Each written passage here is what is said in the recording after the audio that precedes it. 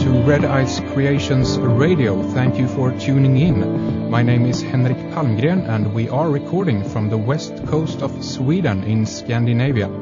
You can find us worldwide on the internet. Each Thursday and Sunday we have a new radio program available on our website redicecreations.com.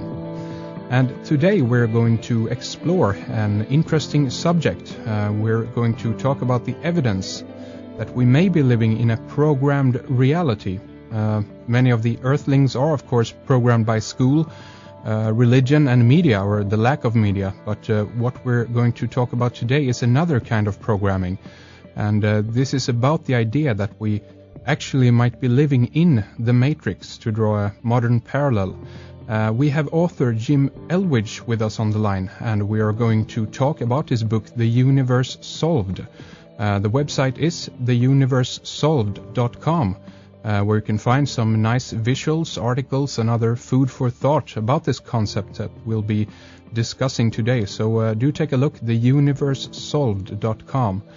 Jim, it's a pleasure having you on the program. Welcome, and thank you for coming on. Thank you very much, Henrik. It is a pleasure to be on the program, and I'm looking forward to it. Definitely. It's great to have you here. It's going to be very interesting to talk about your theory, one that I've been fascinated by myself for quite some time, especially, of course, after I saw the first of the Matrix movies that really kind of nailed the concept on actually many different levels for me. But Jim, if you will, tell us a little bit about your background in regards to this field, and also how you came to develop, I guess, your thesis or theory. How did it start, so to speak? Sure, absolutely. Actually, the book and the research and the concepts in the book have pretty much nothing to do with what I do for a day job, and I suppose that's probably the case for a lot of people who research things like this. I'm an engineer by education. I've been in the computer and technology world for all of my career, and but at the same time, I have had some sort of entrepreneurial ventures and some interesting positions over the years.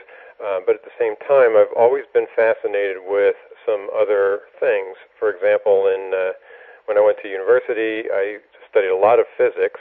Although I didn't go into that field, I was always fascinated with both the very large and the very small, cosmology, quantum mechanics, those kinds of things.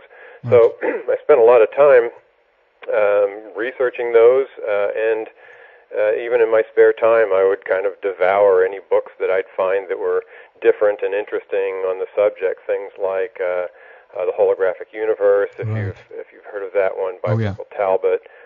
Some of the books by Paul Davies were great. Physics of Immortality by Frank Tipler. A variety of books like this that really kind of bend your mind a little bit and make you think about what the possibilities really are. So I've read a lot of those kinds of books, and started maybe about 10 years ago reading a different kind of book, a kind of book that might have a little more to do with metaphysics than physics, and what some may call even pseudoscience, although that's generally kind of a derogatory term. But right.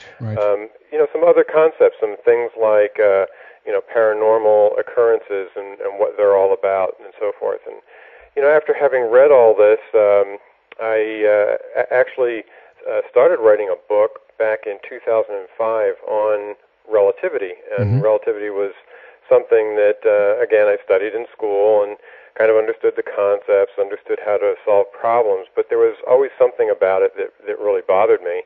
And I started to do a little research, and happened to be the same year that was the 100th anniversary of Einstein's special theory of relativity. So everybody and their brother were taking pot shots at poor Albert Einstein. And after a while, after doing a bit of this research, I kind of came up with something different. I was looking into quantum mechanics, and just came to the realization that the way quantum mechanics describes our world, the way it describes the nature of reality, is really an awful lot like the way somebody might model a computer program or model a virtual reality in a computer. And I thought, boy, the similarities are really striking, and the book kind of took off from there. Right. So if you will, give us a kind of, if it's doable, a general outline of what your theory is and how it goes, so to speak? Sure. Now, I'll be the first to say that this is certainly not my theory. There have been a lot of science fiction writers in the past, Philip Dick and others, who have explored the ideas that maybe reality isn't as real as we think it is. Maybe not everybody who's walking around is as real as we think they are. And of course, in 1999 there was really kind of an interesting convergence of movies. The 13th Floor, The Matrix, and a movie called Existence all came out that year, and all had to do with the same idea that maybe our reality is a simulation of sorts. Nick Bostrom at Oxford University had written a white paper back in 2001, I believe, called The Simulation Argument. You're probably familiar with that. So the concept has moved from sort of science fiction and pop culture into academia more recently, and people are starting to think about it in a little bit more with a little bit more credibility. I would say that my theory, if you can call it that, is that while I don't in any stretch of the imagination 100% believe that we have a programmed environment, I like to look at the evidence for it, and I think there's an awful lot of compelling evidence out there that implies that our world is programmed. So my book really is just a comprehensive collection of that evidence. We can read the book and determine whether or not it makes sense or not. It's not proof. Nothing in science is proof. Proof has to do with mathematics. Science has to do with evidence. Right. So I think that this is again something that I think there's a lot of evidence for, and I would welcome more thought on the concept, more types of evidence, or even say falsifying experiments that can refute some of the evidence, because it's certainly an idea that is very interesting, and we would love to get to the bottom of and determine what is going on in our world. Definitely. So I guess let's define the concept of program, programmed. I guess there are different paths to take here right away, but lead us into it, if you will. Sure. So by programmed reality, I mean that everything you perceive is under program control or is generated by some computational mechanism. And that doesn't mean necessarily that the people that you interact with are robots. They can very easily be, avatars effectively, or, bodies under control of free will somewhere, much like in a MMORPG, massively multiplayer online role-playing game, World of Warcraft or EverQuest or something like that. Right. There's somebody behind those characters, and that certainly might be the case. But it's also very possible that a lot of what we see and interact with, the stuff that we interact with, is actually under program control, and that could be in the form of a simulated reality, a la The Matrix, or it could be in the form of the manifestation of a physical reality under program control. So both ways, I think, are possible.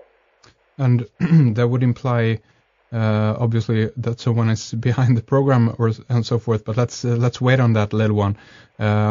So what if we talk about the Matrix concept or idea a little bit? That is, as I understand it, primarily about manipulating, if you will, the senses of an entity or a live human being or whatever it might be behind there, meaning that you could actually be physically, as it is in the Matrix, you're in a pod basically, and you're experiencing a world that is, through your senses only. Could you talk about that idea a little bit? Sure, absolutely. So that idea is an interesting one. I think that the important thing is to talk about whether or not it's really feasible.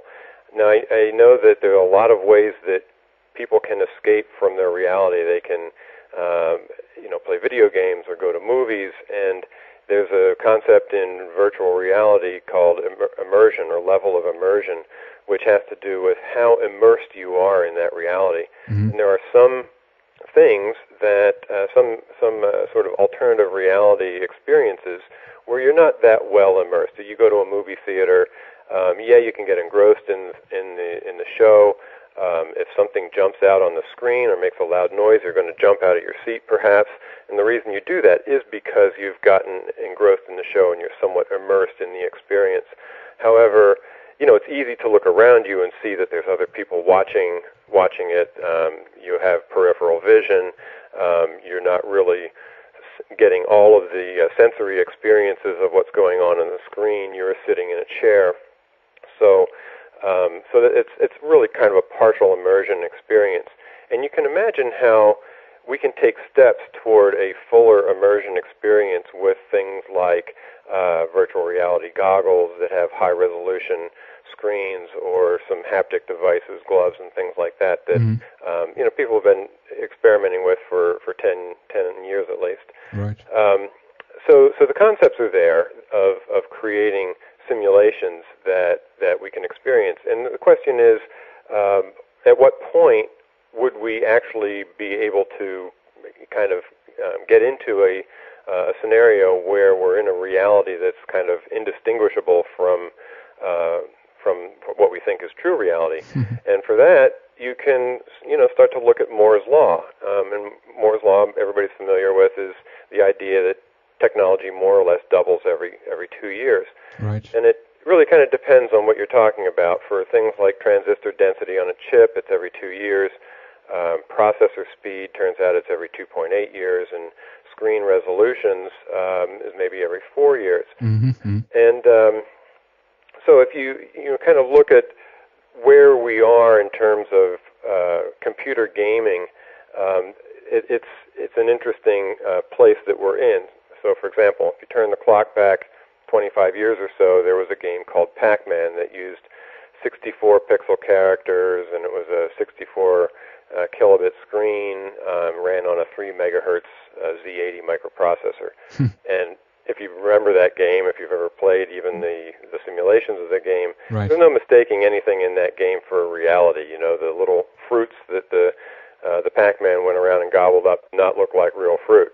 However, if you walk into a electronic superstore today and take a glance at a screen, you'll see a football or a soccer game on there, and you won't be able to tell necessarily the difference between whether it's a live game or whether it's a game like Madden NFL 08.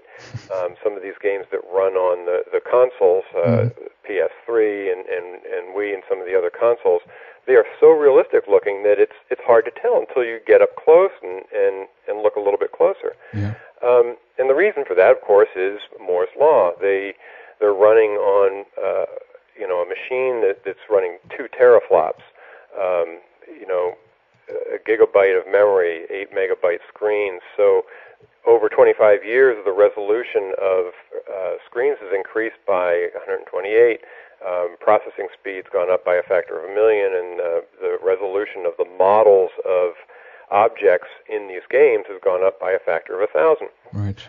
So given that, you ask the question, at what point will we get to the point when it will be indistinguishable from reality? Will it kind of hit the limitations of our perceptual resolution? And it turns out that perceptual resolution for vision is about 150 megabytes, and it's only going to take 16 more years, assuming that